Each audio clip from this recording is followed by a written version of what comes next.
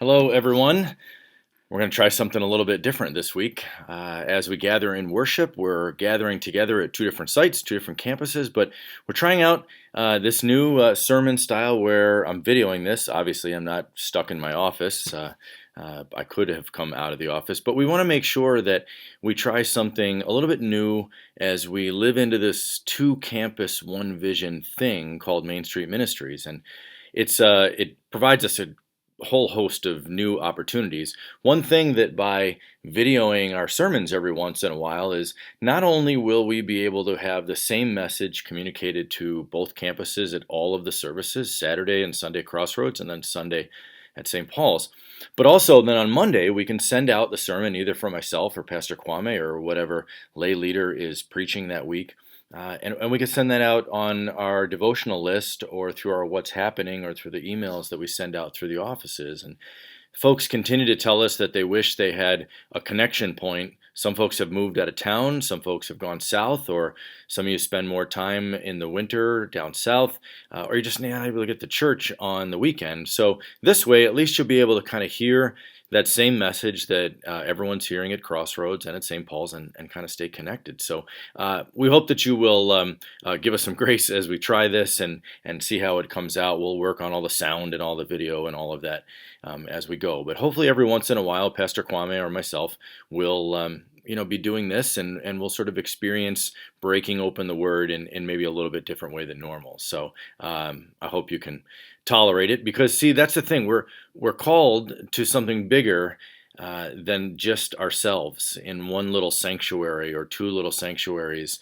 We're called to a bigger picture of following Jesus, and sometimes following Jesus requires us almost and invites us to get out of our comfort zone.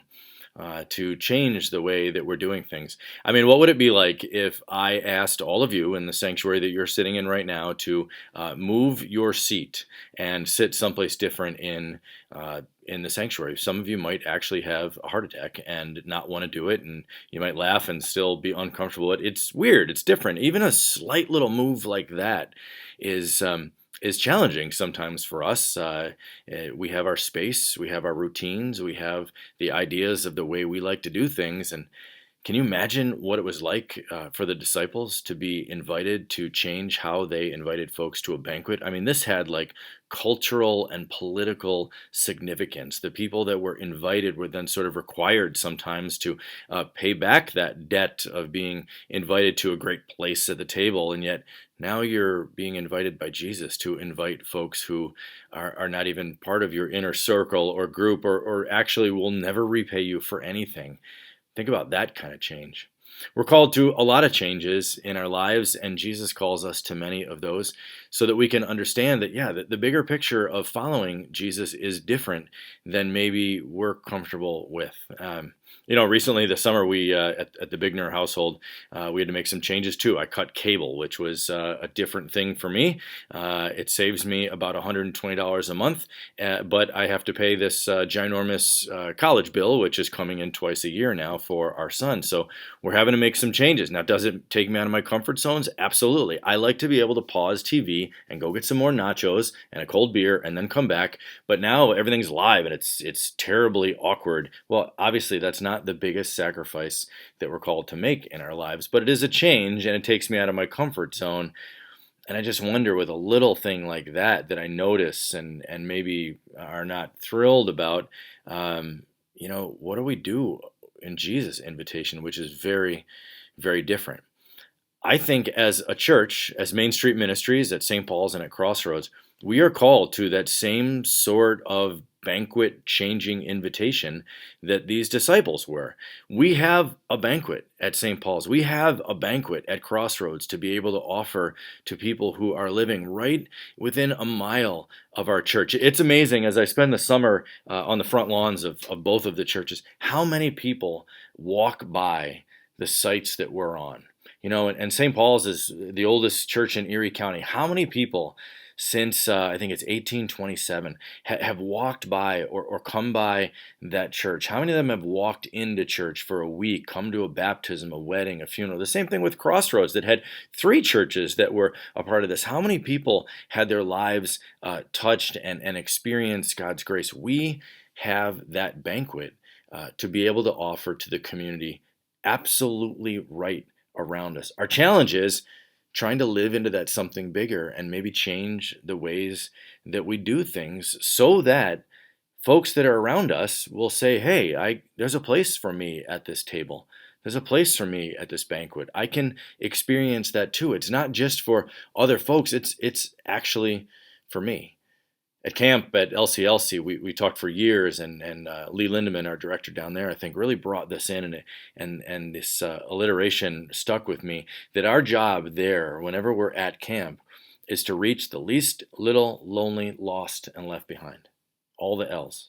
To reach out to them and make sure that we don't get caught up, just as staff there or at senior high week or the counselors, talking with just our friends or the people that we might be closest with, but we go and find that one that's sitting on their own, that one that's kind of off and looks like, I don't really feel connected to other people, that we find them and we stand with them, or we ask them how they're doing, or we invite them into our routine there at camp, or better yet, we go into their routine.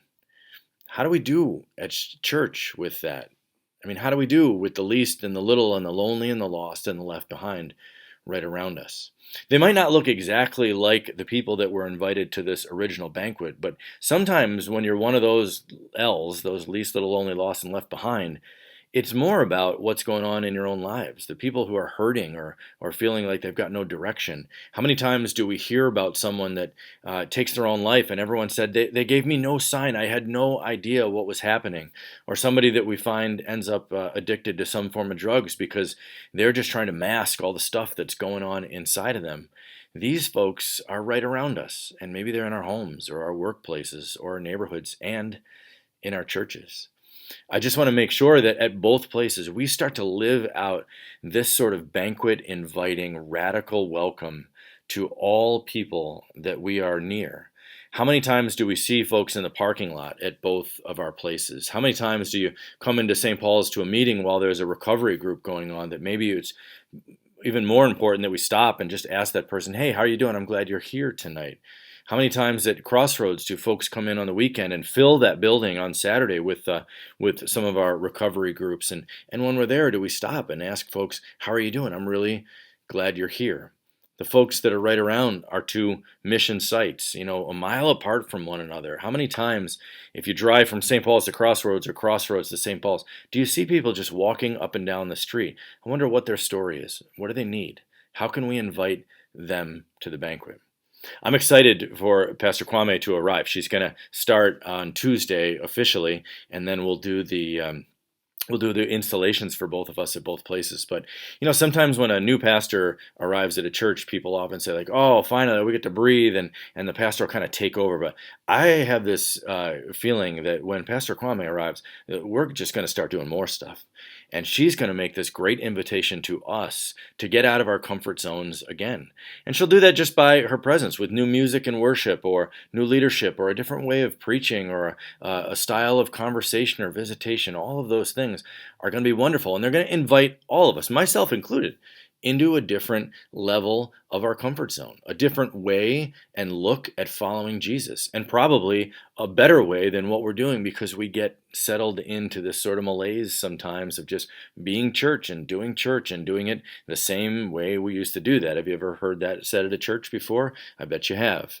Well, this next phase of Main Street Ministries is going to be a wonderful invitation for all of you to change the way that we do things and to live into a deeper relationship with Christ. Because the reality is we were invited at some point. The reason you're here today in one of these sanctuaries is because someone, somewhere invited you to the banquet.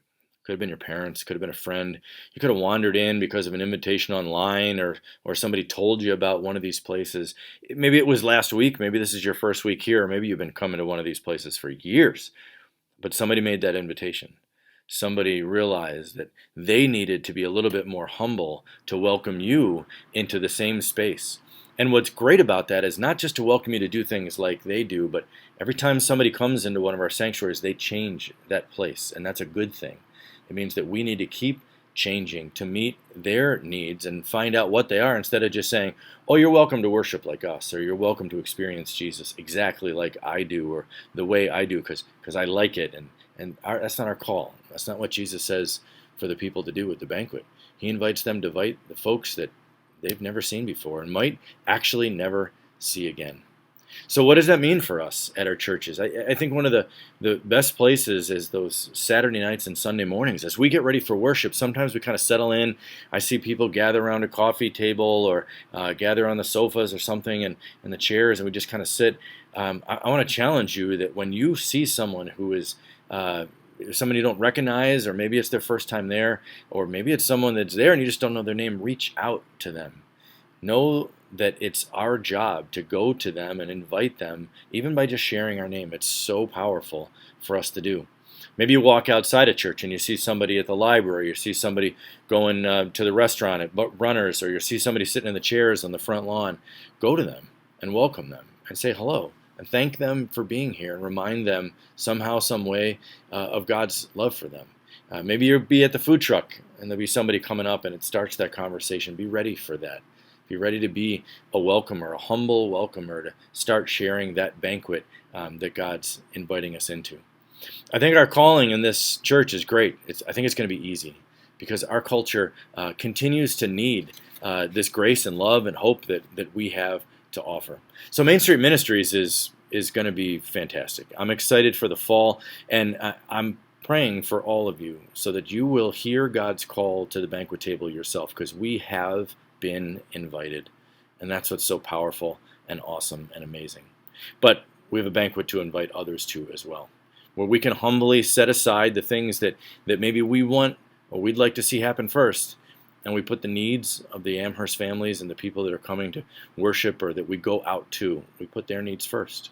And we remind them, as we were called in that Hebrews verse, to go to the prisons, the strangers, those being tortured, our marriages, the way that we use our money, all those things that were mentioned in Hebrews, that we go and use that and remind ourselves that those are places, maybe not the exact places, but places like that God has called us to be in, sharing the good news of Jesus Christ with the spiritual, physical, and emotional needs of the families right here in Amherst around us.